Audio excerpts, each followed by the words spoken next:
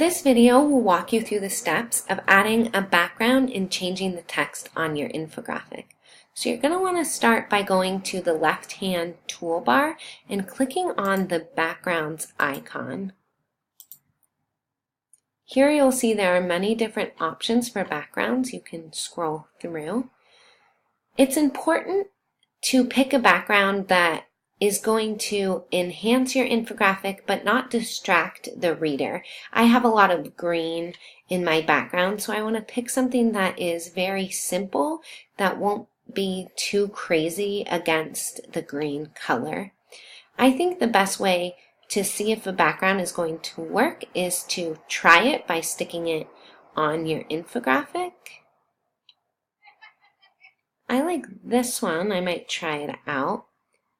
This is nice, but I think I might be able to find one that's a little less distracting. So you can either hit Command Z or select another infographic which will overlay it on top of your old one.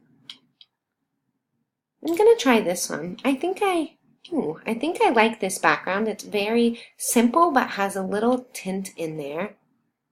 You can adjust it up here. I think I like this one, and you can just keep playing around until you find the right one. It might take a few tries. Once you have your background, you're going to click on this little arrow button which will close your toolbar. This will give you more space to edit your text.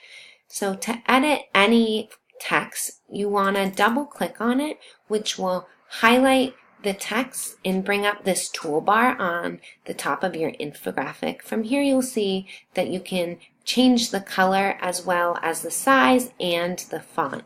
I'm going to go ahead and put my name in here. And I'm going to change the font. When you pick a font, you want to choose something that is going to be easy to read and not distract from the information on the page. You also want to make sure that your font is consistent throughout. So I changed my name. I'm going to make sure that all of my headings are also in the same font, and then I'll go back in when I'm done and make my body font a little bit different so it kind of stands out. You can also go through and change the colors of these and the text on some of your icons. And when you're done, don't forget to hit save.